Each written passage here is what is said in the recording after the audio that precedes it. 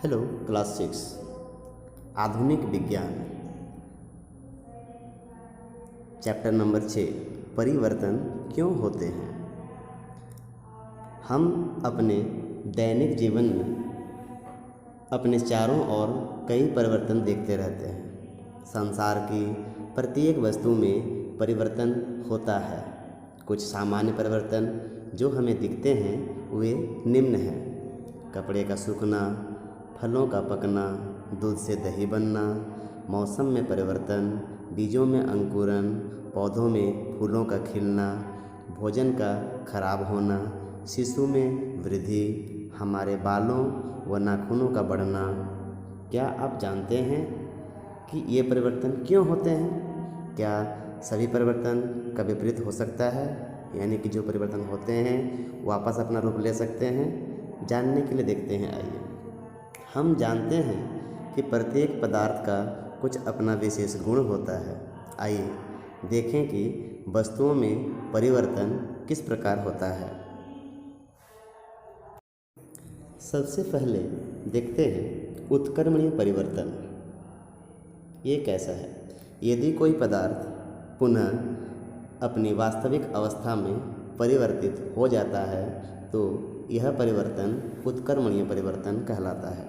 उदाहरण के लिए, अगर बर्फ़ को गर्म करके पानी में बदल सकते हैं तो पानी को ठंडा करके पुनः बर्फ़ में बदला जा सकता है। यानी कि कोई वस्तु को बदलने के बाद पुनः उस अवस्था में हम ला सकते हैं। वैसे परिवर्तन को हम उत्क्रमणीय परिवर्तन कहते हैं। एक बिजली के बल्ब में विद्युत धारा प्रवाहित करके उसे प्रज्वलित किया जा सकता है। जब विद्युत धारा का प्रवाह रोक दिया जाता है तो बल्ब पुनः अपनी पूर्वावस्था में आ जाता है तथा रोशनी देना बंद कर देता है। आइए देखते हैं कि ताप के परिवर्तन से किस प्रकार बदलाव होता है। ताप यानी ऊष्मा का प्रभाव। जब बर्फ़ को गर्म किया जाता है तो वह पिघल जाता है। पिघल करके क्या बन जाता है? पानी बन जाता है। जब पानी को ठंडा किया जाता है तो वह फिर बर्फ़ बन जाता है। यानी कि जब बर्फ़ को हम गर्म कर दिए तो वो पानी बन गया। पानी को फिर से ठंडा कर देंगे तो फिर से वो बर्फ़ बन जाता है। जब हम बर्फ़ से बना हुआ पानी को ठंडा नहीं करके उसको लगातार उबालते ही जाएंगे तो वो जलवाष्प बन जाता है। और अगर जलवाष्प को फिर से ठंडा करने लगेंगे तो वह जल बन जाएगा। जल को फिर ठंडा कर देंगे तो फिर बर्फ़ बन जाएगा। यानी कि जल बर्फ़ बन के, बर्फ़ जल बन करके, और जल वाष्प बन करके, और वाष्प जल बन करके पुनः अपनी अवस्था में वापस आते हैं। इस तरह से ये बर्फ़ का जल बनना या जल का वाष्प में बनना, वाष्प का पुनः जल बनना और जल का पुनः बर्फ़ में बनना, ये उत्क्रमणीय परिवर्तन कहलाता है। अब देखते हैं अघुलनशीलता तथा तापमान। तापमान में परिवर्तन के साथ बदलाव की प्रक्रिया भी तेज या धीमी हो जाती है। हम एक क्रियाकलाप से समझने का कोशिश करते हैं। सबसे पहले देखेंगे विलय की घुलनशीलता पर तापमान में परिवर्तन के प्रभाव की जांच। 4 गिलास लेंगे, इसमें आधे गिलास तक क्रमशः सामान्य, गुनगुना, गर्म एवं उबलता हुआ जल, 4 प्रकार के जल भरेंगे। अब इन सभी में नमक का संतृप्त घोल तैयार करेंगे। अपने अवलोकन को जो क्रियाकलाप दिया हुआ है इसमें लिखते जाएंगे। नंबर 1 में है, 1 नंबर गिलास में उबलता हुआ जल लिए हैं, 2 नंबर में गर्म जल लिए हैं, 3 में गुनगुना जल लिए हैं, 4 में सामान्य जल लिए हैं। अब गिलास में लिए जल का तापमान कितना है नापेंगे। जल में घोले गए नमक की मात्रा को नापेंगे और लिखेंगे।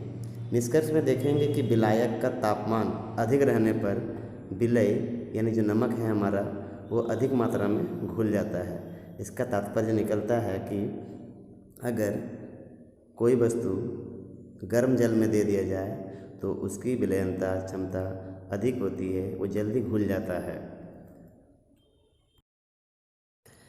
अब देखते हैं कि दबाव से वस्तुओं में किस प्रकार का परिवर्तन आता है। दबाव का प्रभाव।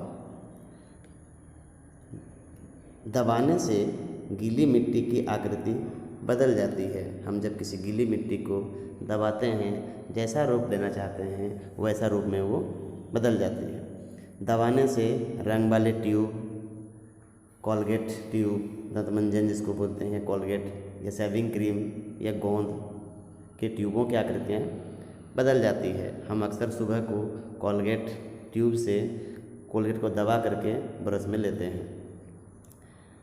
ठीक है, इस तरह से कोलगेट ट्यूब को जब दबाते हैं तो उसकी आकृति में परिवर्तन आ जाती है।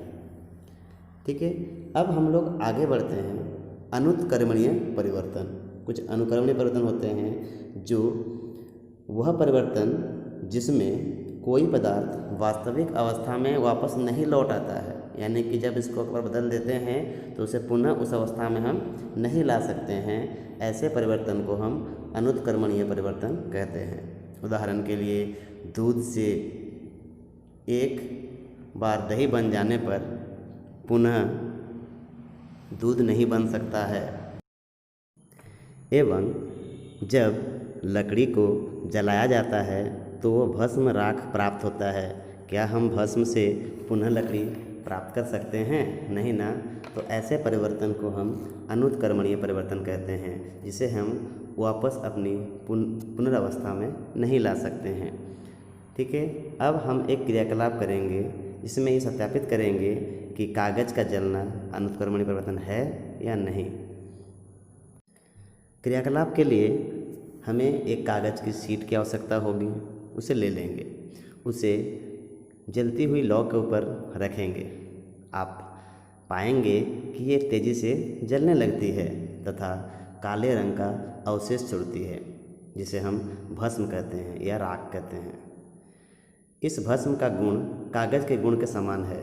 क्या आप इस भस्म से पुनः कागज़ प्राप्त कर सकते हैं? अवश्य ही आपका उत्तर नहीं होगा। यह क्या सूचित करता है कि यह क्रियाकलाप सत्यापित करता है कि कागज़ का जलना एक अनुत्क्रमणीय परिवर्तन है, क्योंकि इसे हम जला हुआ कागज़ के राख से पुनः कागज़ नहीं बना सकते हैं। ओके।